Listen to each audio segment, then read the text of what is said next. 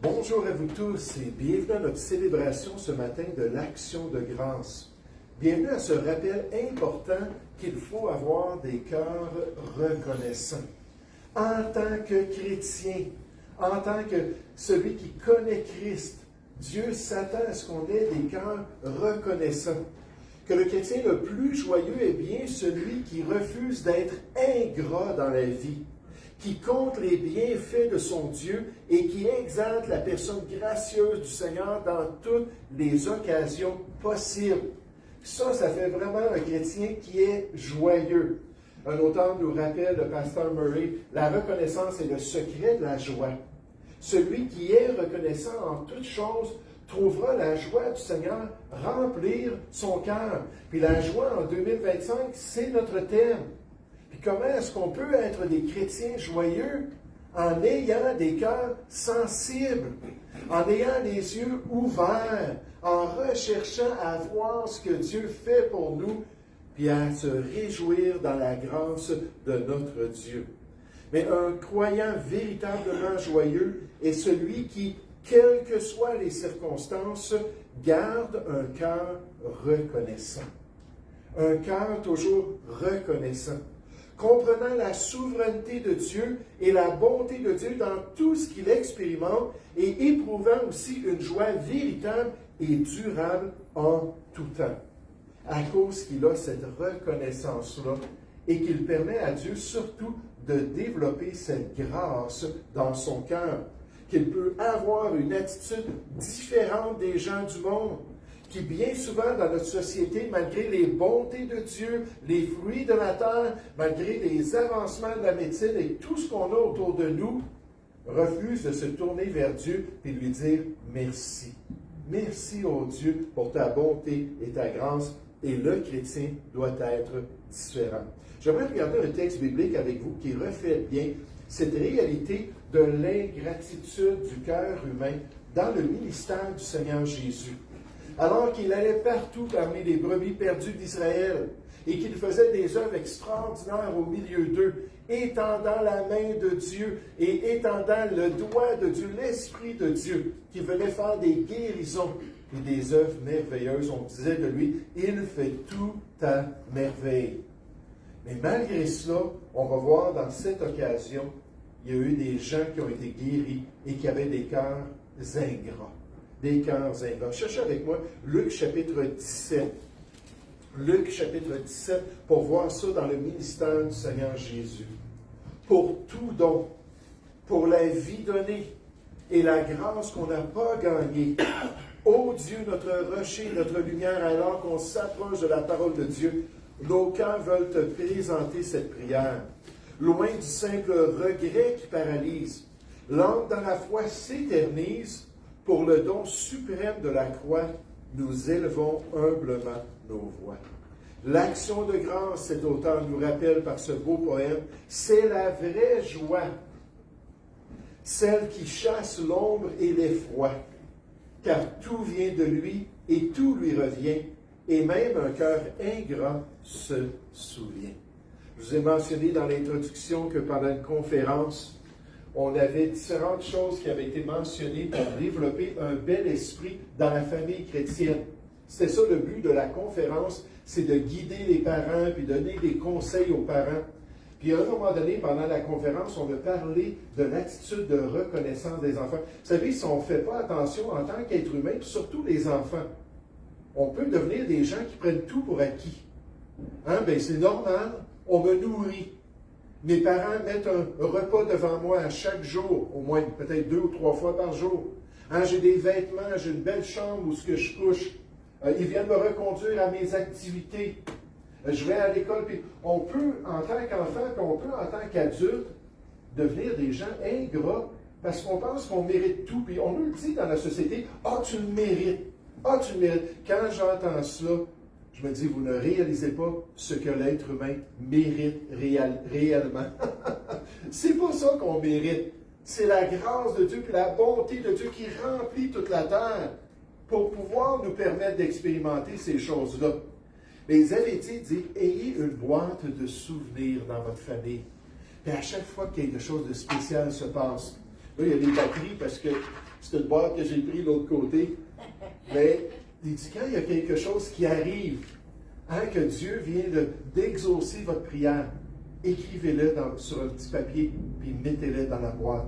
Ou une victoire dans votre vie personnelle, écrivez-le. N'importe quoi qui démontre la bonté de Dieu, écrivez-le. Là, ils ont dit, une fois par année, peut-être dans le temps des fêtes, arrêtez-vous avec les enfants, amenez les enfants autour de la table, puis ouvrez la boîte, sortez tous les sujets de reconnaissance pour qu'on voit les bontés de Dieu. On voit comment le Seigneur est généreux.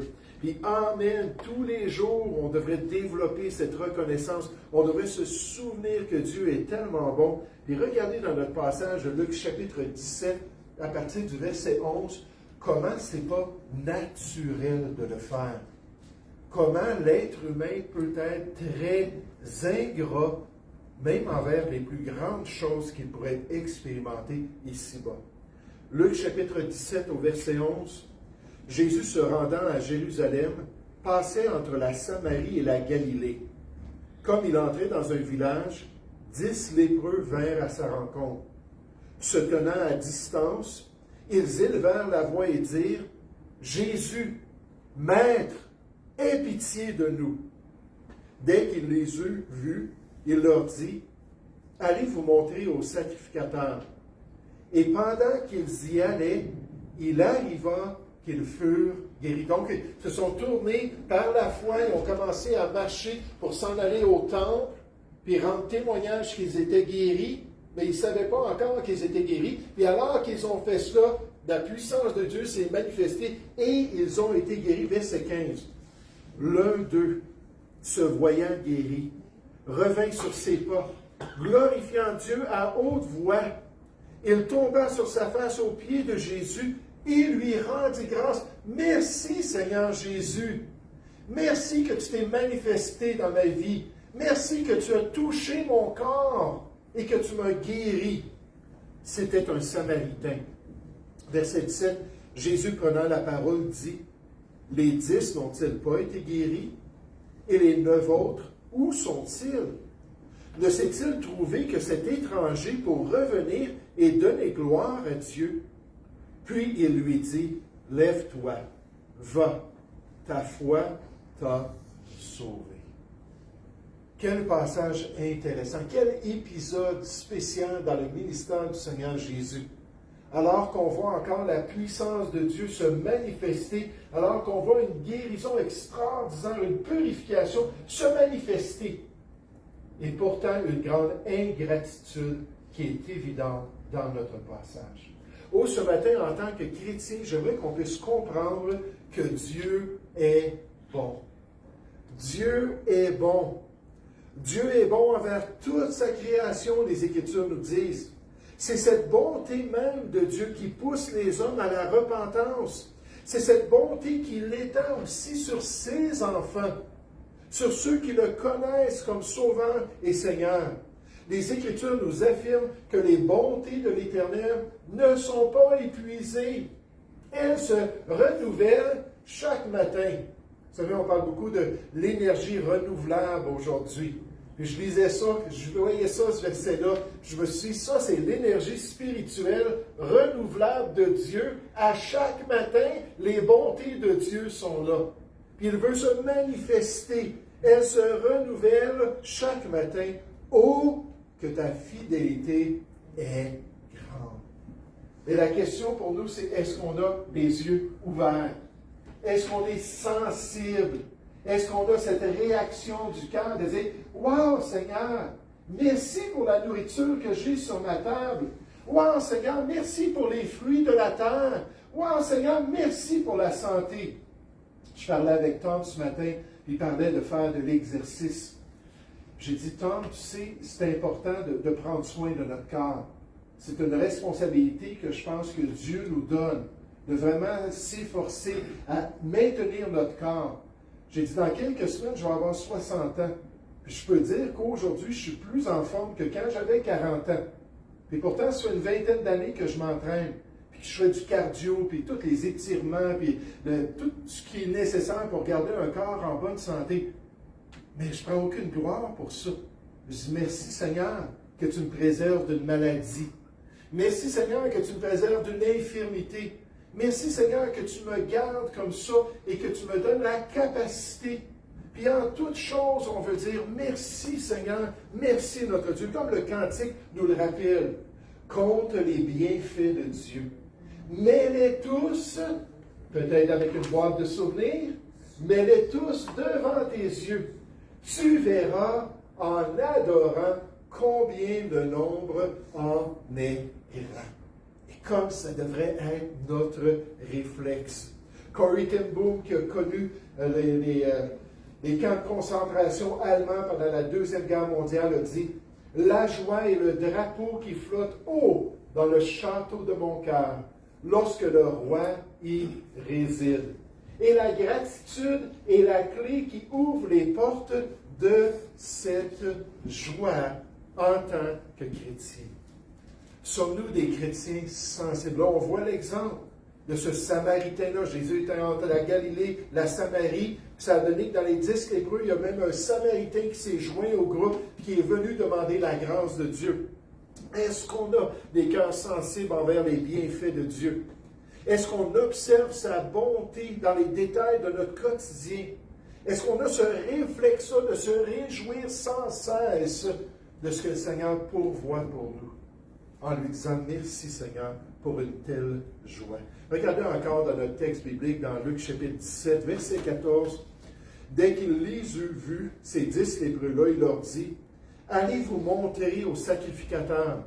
Et pendant qu'ils y allaient par la foi, il arriva qu'ils furent guéris. Donc, les 10 furent guéris. Tous les lépreux ont été guéris. Là, on nous dit, l'un, deux. 1 sur 10. 10% qui avait un cœur reconnaissant. L'un d'eux, se voyant guéri, revint sur ses pas, glorifiant Dieu à haute voix. Il n'était pas gêné, puis il ne faut pas être gêné. Hein, des fois, pendant nos réunions, je dis, est-ce qu'il y a quelqu'un qui a des actions grandes? Je vais même vous dire, il y a des femmes, mes mains, ça se lève presque automatiquement. Ils ont pensé pendant la semaine, qu'est-ce que je vais pouvoir dire si jamais le pasteur nous donne cette opportunité-là? Comment est-ce que je vais pouvoir glorifier Dieu? Les hommes, c'est difficile. Une fois de temps à autre. Merci, M. Yvon. J'apprécie que vous avez un cœur reconnaissant. Je ne dis pas que les autres n'ont pas. Mais regardez ici, il n'était pas gêné. Il était prêt à le dire devant les autres. Hein, ce n'est pas une compétition. Est-ce que je vais bien parler? Est-ce que je vais me tromper dans mes paroles? Est-ce que peut-être je ne suis pas comme l'autre qui vient de parler avant moi? Vous savez, c'est jamais une question d'ego qu'on est dans l'Église de Jésus-Christ. C'est une question de la gloire de Dieu et de l'honneur du Seigneur. Mais l'un d'eux, se voyant guéri, revint sur ses pas, verset 15, glorifiant Dieu à haute voix. Il tomba sur sa face aux pieds de Jésus et lui rendit grâce. Je ne suis pas ingrat. Je n'ai pas les yeux fermés à ce que tu viens de faire. Tu viens de changer ma vie, Seigneur. Hein, tu viens de me transformer. Des fois, je demande aux gens, quand est-ce que le Seigneur vous a sauvé? Il y en a qui vont dire en 1975, puis des fois en 2010, puis peu importe la date. Comme cet homme-là, notre vie a été changée le jour où on a été transformé par le salut de Dieu, où la grâce de Dieu s'est manifestée en nous. Puis comme on devrait être prêt à le dire, on nous dit c'était un Samaritain. Dans cette histoire, c'est le seul qui a été assez sensible envers les bontés de Dieu, qu'il a été prêt à revenir et à dire merci Seigneur. Puis je me demande si on avait fait partie de ces 10-là. On était lépreux spirituellement. Mais je me demande si on avait fait partie de ces 10-là, si nous, on s'est retourné vers Jésus pour lui dire « Merci, Seigneur Jésus. Merci pour ta grâce. Merci pour ta bonté. » Et ça prend un cœur sensible. Et enfin, il faut comprendre ce matin que Dieu nous l'ordonne. Dieu nous ordonne, en tant que chrétiens, d'être reconnaissants. Il nous demande, en tant qu'enfants de Dieu, d'avoir des cœurs qui disent quotidiennement un grand merci. Un grand merci à notre Dieu. Un grand merci au Sauveur de notre âme. Un grand merci au Maître de notre vie. À celui qui est en train de nous diriger vers son royaume extraordinaire. Lorsqu'on va quitter ce monde, lorsqu'on va être dans sa présence, lorsque le royaume millénaire de Christ va être établi, puis on va régner avec lui sur la terre. En lui, il va être le roi des rois, le seigneur des seigneurs, mais nous, on va faire partie des administrateurs. Puis on s'en va vers ça, ça va être extraordinaire. J'aimerais vous dire, en tant que chrétien, le meilleur est à venir. Le meilleur est à venir. Mais est-ce qu'on a des cœurs reconnaissants comme Dieu nous demande de le faire? La gratitude est la seule réponse, nous dit le pasteur MacArthur, la seule réponse qui est juste à la bonté de Dieu. Recevoir ses bénédictions sans lui rendre grâce est le comble de l'ingratitude et de la rébellion. J'aimerais juste vous dire concernant le pasteur MacArthur qui est décédé il y a quelques mois, que c'est un homme qui a toujours été dans un grand ministère. Donc, il gérait des étudiants dans son institut biblique, puis qui gérait aussi une assemblée avec tous les autres anciens, puis qui pouvait voir cela amplement. Qu'on le voit dans ses commentaires, concernant des gens qui n'avaient aucune gratitude. Des gens que quand on fait quelque chose, comme préparer un beau repas, puis là, on amène l'assiette sur la table, puis on s'assoit, qui n'avait même pas la réaction de dire « Merci, merci, ça a été tellement bon. » Puis là, on voit quelqu'un qui nous donne quelque chose, puis je sais que c'est une question d'éducation aussi. Mes parents étaient tellement imparfaits, si vous connaissez mon histoire, vous savez, mes parents étaient terribles. Mais ils m'avaient appris à dire « S'il vous plaît », puis « Merci ». J'aimerais vous dire, il y a des chrétiens qui ne savent pas, ne connaissent pas ces deux mots-là. « S'il vous plaît », puis « Merci ». C'est juste normal, n'est-ce pas? Puis là, lui, cet homme-là d'expérience, il dit, c'est tellement important que ça devrait venir de notre bouche. Quand on reçoit cela, on devrait avoir cette gratitude-là, on devrait rendre grâce. Dieu a révélé sa bonté, d'après Romains chapitre 1, afin que les hommes l'honorent comme Dieu et lui rendre grâce. Le remercie du fait qu'il nous a donné toutes choses. En lui, on a le mouvement et la vie, la Bible dit. On a même la respiration. Tout, si Dieu enlevait sa main, on tomberait en poussière, on n'existerait plus. Puis d'être prêt à dire merci. Je me souviens d'un adolescent, j'ai travaillé 9 ans avec des adolescents dans une école, puis je les préparais surtout pour les examens du ministère. Je les aidais en mathématiques et en sciences aussi, mais surtout pour les examens du ministère. Puis à un moment donné, il y avait un adolescent qui avait dit ça. Il disait, hey, le pasteur a dit dimanche à l'église là, que et quand on reçoit, là, quand on met la nourriture sur la table, on devrait dire merci Seigneur pour la nourriture qu'on mange. Et c'est mon Père qui va travailler pour gagner cet argent-là, et pour pouvoir acheter cette nourriture-là. Puis pourquoi est-ce qu'on dirait Dieu, à Dieu, merci? Là, j'ai dit oui, je comprends ton raisonnement, mais est-ce que tu réalises que ton Père pourrait mourir demain? Ou est-ce que tu réalises qu'il pourrait devenir handicapé ou qu'il pourrait arriver n'importe quoi? Qui lui donne le souffle de vie? Qui le maintient en bonne santé? Qui lui permet d'aller travailler? Puis je sais qu'il y a du monde ici qui c'est des grands travailleurs. Et moi, je prie là, que Dieu protège, je prie que Dieu bénisse. Mais oui, c'est vrai qu'on a une responsabilité. Oui, on a notre propre part à faire dans toute la bénédiction de Dieu. Mais à la base, on ne pourrait rien faire sans lui et sans sa bonté. Puis d'avoir cette attitude. Remarquez la réaction du Seigneur Jésus dans le passage. Et là, Jésus, lui, c'est l'image même de Dieu. Celui qui nous dit dans les Écritures d'être reconnaissant. Mais remarquez en face de ces 10 lépreux-là, qu'est-ce qu'il a à dire dans notre passage. À partir du verset 12, on recule un petit peu. Comme il entrait, on parle de Jésus dans un village, 10 lépreux vinrent à sa rencontre. Se tenant à distance, ils élevèrent la voix et dirent, « Jésus, Maître, aie pitié de nous. On a besoin de toi. On a besoin de guérison. On a besoin d'être purifié de notre lèpre. Et toi seul peux le faire. Aie pitié de nous. » Verset 14. Dès qu'il les eut vus, il leur dit, « Allez vous montrer au sacrificateur. » Et pendant qu'ils y allaient, il arriva qu'ils furent guéris. L'un d'eux, se voyant guéri, revint sur ses pas, glorifiant Dieu à haute voix. Il tomba sur sa face aux pieds de Jésus et lui rendit grâce, le remerciant pour la guérison pour ce miracle qui venait de changer sa vie.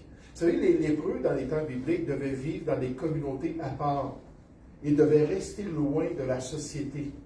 Puis nécessairement, ils devaient rester loin aussi du temple de Dieu, pour ne pas le souiller. Puis là, lui, sa vie venait juste d'être rétablie entièrement. Il n'y avait pas de médecine, il n'y avait pas rien pour traiter ces différentes formes de lèpre-là qui existaient au Moyen-Orient. Puis il devait finir sa vie en tant que lépreux, séparé de sa famille et séparé de son Dieu. Puis là, sa vie venait d'être transformée entièrement. On nous dit, c'était un Samaritain, verset 17. Jésus, prenant la parole, dit, « Les 10 n'ont-ils pas été guéris? » Il était étonné, là. Je ne comprends pas. Il dit, vous êtes partis toutes les 10? Puis il dit, il y a juste un qui revient. Ça veut dire que les 9 autres n'ont pas été guéris. Comment ça se fait qu'il y a juste un qui a été guéri? Non, les 10 ont été guéris finalement. Mais ils ne sont pas revenus pour manifester la reconnaissance, pour voir comment la bonté de Dieu s'était manifestée en lui. Il dit, et les 9 autres, où sont-ils? Là, on peut juste imaginer Dieu qui voit ça dans notre vie, qu'il permet une victoire, qu'il permet une protection quelconque dans notre existence, qu'il permet une provision spéciale. Puis là, il est là, puis il nous regarde, comme Jésus regardait ces 10 lépreux-là. Puis là, il voit qu'on ne vient pas devant lui, puis en sa présence, puis on ne dit pas « Merci Seigneur ». Là, on peut juste voir Jésus, l'image de notre Père céleste, nous montrer que c'est pas normal. C'est pas la bonne réaction. Verset 18. Ne s'est-il trouvé que cet étranger, pour revenir et donner gloire à Dieu, pourquoi une telle ingratitude de la part des 9 autres lépreux qui ont été guéris? Qu'est-ce qu'on apprend de la réaction de Jésus? Frères et sœurs, l'ingratitude, ce n'est jamais le plan de Dieu. Jamais le plan de Dieu. Le manque de reconnaissance ne convient pas à celui qui se dit un enfant de Dieu. Ce n'est pas la voie que le Seigneur désire qu'il suive dans les attitudes quotidiennes de sa vie. Et c'est pour ça que la Bible est très claire. Dieu nous commande, nous ordonne, soyez reconnaissants. Donc voici le plan. Voici la vérité ce matin. Voici ce que le Seigneur veut développer en nous. Soyez reconnaissants. On nous dit encore plus spécifiquement. Rendez grâce, dites merci en toutes choses. Car c'est à votre égard la volonté de Dieu en Jésus-Christ. Encore une fois, sommes-nous des chrétiens reconnaissants? Sommes-nous des chrétiens qui avons cette action de grâce à présenter quotidiennement notre Dieu?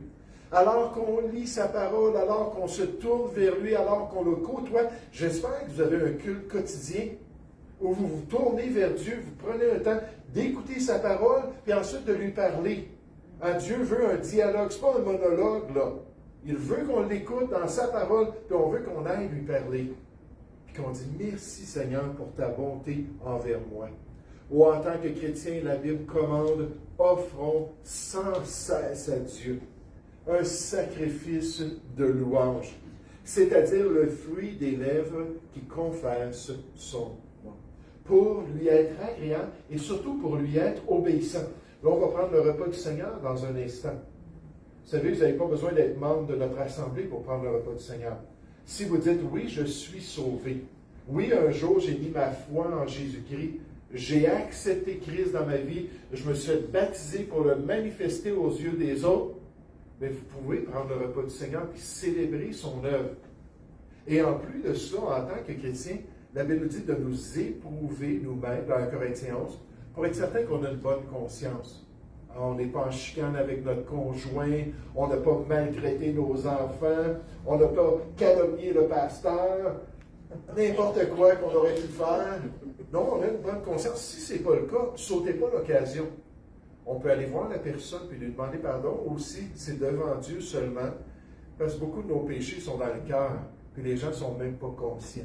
Là, on peut dire, Seigneur, lave-moi mes pieds. Oui, je suis coupable. Je veux que tu me purifies. Pour que je puisse participer au repas du Seigneur. Puis là, on va se réjouir ensemble. Mais le repas du Seigneur, c'est juste une étape qui nous rappelle le tribunal de Christ, où on va se tenir devant lui, et il va regarder notre compétition chrétienne, notre course chrétienne, puis comment on a été des bons athlètes du Seigneur Jésus. Et là, ce qu'il va dire, comment ça se fait que tu étais tellement ingrat? Comment ça se fait que tu ne disais jamais merci? Pourquoi est-ce que tu élevais pas mon nom par des actions de grâce? Et là, on va devoir rendre compte pour ça. Pourquoi? Parce que Dieu nous commande de le faire. J'aimerais juste terminer avec cette action de grâce-là qui est un accompagnement de la foi. Je sais que c'est tout compressé, là. Je n'avais pas assez de place. Un accompagnement de la foi. Un accompagnement digne du salut. Que les actions de grâce vont bien avec notre profession de foi en Dieu. Que la reconnaissance du cœur est un beau fruit de notre nouvelle vie en Jésus. Que le fait de refuser d'être ingrat démontre clairement que notre homme intérieur a été changé par la grâce de Dieu. Et que maintenant je suis les instructions du manuel de vie pour glorifier Dieu dans mon quotidien. Le prince des prédicateurs nous dit, plus vous réalisez ce que Christ a fait pour vous, plus votre cœur débordera de reconnaissance.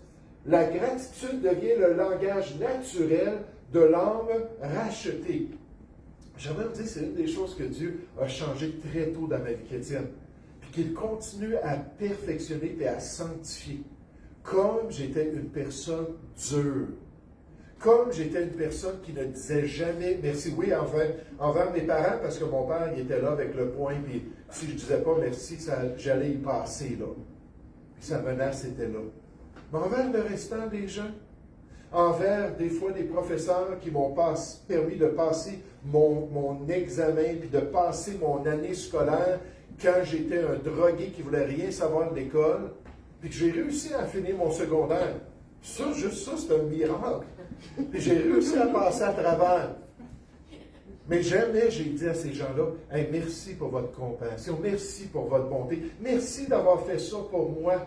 Jamais, jamais, jamais. Puis là, à l'âge de 21 ans, j'accepte Christ dans ma vie. Puis tous ceux qui ont une sensibilité envers les autres qui s'est développée. Je suis allé voir mes parents que j'avais envoyés promener toute mon adolescence. Je les ai remerciés d'avoir été patients et de m'avoir aimé. Je suis allé voir mes amis, puis j'ai confessé les choses que j'avais faites contre eux. Je suis allé voir toutes ces personnes-là, que mes relations étaient toutes détruites quand j'ai connu Christ. Puis c'était le début d'un changement intérieur d'attitude envers la vie, d'attitude envers les autres, puis de gratitude. J'aime tellement ça comment il le dit. Il dit la gratitude devient le langage naturel de l'âme rachetée. Juste en passant, Charles Spurgeon, il y avait 7000 personnes dans son église. Lui aussi, il envoyait amplement des exemples de personnes endurcies et des personnes qui n'avaient pas de gratitude et de personnes qui étaient totalement changées par le salut en Jésus-Christ et par la sanctification que Dieu veut développer en nous. Regardez dans le texte comment on voit cette connexion de la foi qui a guéri ce lépreux et de la reconnaissance qu'il a manifestée, qui aurait dû aussi paraître dans les 9 autres, parce que c'était la même expérience. Regardez au verset 16 de Luc chapitre 17. Il tomba sur sa face aux pieds de Jésus et lui rendit grâce. C'était un Samaritain. Jésus, prenant la parole, dit, « Les 10 n'ont-ils pas été guéris? Et les 9 autres, où sont-ils? » Verset 18. Ne s'est-il trouvé que cet étranger pour revenir et donner gloire à Dieu? Puis nécessairement, Jésus l'a enseigné dans Jean chapitre 4 que le salut venait des Juifs. C'était souvent les Juifs qui étaient plus proches des vérités du salut, mais pas nécessairement ceux qui étaient les plus prêts à être sauvés. Ils avaient la connaissance, mais pas nécessairement la pratique. Verset 19. Puis il lui dit, au seul frère et sœur qui avait vraiment été reconnaissant, qui a démontré l'œuvre de Dieu dans sa vie par ses actions de grâce, il lui dit, lève-toi, va, ta foi t'a sauvé. Physiquement, nécessairement. Ta foi t'a sauvé, ta foi t'a délivré. Puis encore une fois, la connexion avec nous, c'est la foi en Jésus-Christ. C'est seulement par la foi, c'est au moyen de la foi qu'on est sauvé, puis qu'on rentre dans cette relation-là. Puis une fois qu'on est purifié de notre lèpre spirituelle, là, Dieu dit, sois rempli de reconnaissance. Je peux m'imaginer que cet homme-là, ce Samaritain-là, est retourné auprès des siens, puis il a parlé de ça, puis il n'arrêtait pas de dire gloire à Dieu, gloire au Messie d'Israël, gloire à Jésus-Christ, parce qu'il a touché mon corps et il m'a guéri. Puis comme ça devrait être la continuité de notre sanctification dans les voies de Dieu, alors qu'on a des cœurs reconnaissants. Une fois sauvés par l'incroyable grâce de Dieu, la gratitude devient un débordement naturel du cœur, une réponse facile et joyeuse à la miséricorde que nous avons reçue, façonnant une vie de gratitude quotidienne. Ça, c'est ce que Dieu aimerait bien dans chacune de nos vies. Qu'on arrête de se plaindre, qu'on arrête de tout voir les choses négativement, qu'on puisse voir la souveraineté de Dieu au-dessus de ce qu'on vit, et qu'on puisse croire que toute chose concourt réellement à notre bien, alors qu'on marche dans les voies de Dieu. Peut-être aujourd'hui, parce qu'on a cette célébration, on serait prêt à être un peu plus reconnaissant, un peu plus ouvert à considérer les bontés de Dieu, à dire merci Seigneur pour ma famille, puis merci Seigneur pour mon travail, puis merci Seigneur pour mon Église, puis merci Seigneur pour la vie. Puis peut-être aujourd'hui on est plus sensibilisé à ça. Mais que va-t-il arriver de l'avenir? Est-ce qu'on va continuer à lui dire merci? Est-ce qu'on va grandir dans notre sensibilité? Et est-ce qu'on va devenir des chrétiens rayonnants de joie? Pourquoi? Parce qu'on est tellement prompt à voir le côté positif de l'œuvre de vie dans notre existence. Et on va dire merci, Seigneur. Nous allons prier ensemble. Ô Père Céleste, quel exemple dans le ministère de Christ. Quel exemple de miracle extraordinaire. Une des manifestations de ta puissance. Le doigt de Dieu qui a touché le corps de ces lépreux. Mais Seigneur, quel exemple d'ingratitude aussi. De gens qui sont partis puis qui ont continué leur vie.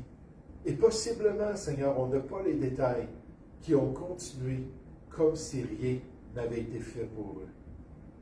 Seigneur, nous, on a la plus grande purification. La purification de tous nos péchés. Seigneur, on était des lépreux spirituels et tu es venu toucher notre cœur et notre âme. Et maintenant, on est toutes pures et toutes justes et toutes sanctifiées en Jésus-Christ. Et comme on devrait être reconnaissant de ta grâce. Seigneur, non seulement dans cette vie, comme ces gens-là qui allaient vivre quelques années peut-être encore, mais même pour nous, ça va être une réalité pour la vie éternelle. Oh, qu'on se réjouit en toi, Seigneur, et oh, qu'on te remercie de ta grâce. Développe en nous ces cœurs reconnaissants, qui sont prêts même à se réjouir dans les temps les plus difficiles de notre existence. À être ce témoin-là de la puissance de l'Esprit de Dieu en nous, qui même peut-être en face de persécution et de souffrance, nous remplit de joie, nous bénit avec sa présence et nous permet d'être de bons ambassadeurs du royaume de Dieu. Seigneur, guide-nous alors que nous commençons une nouvelle semaine. Bénis-nous alors qu'on veut être tes serviteurs. Et permets-nous, Seigneur, de te glorifier en toutes choses. Seigneur, nous te prions au nom du Seigneur Jésus. Amen. J'aimerais vous demander, s'il vous plaît, on va rester assis.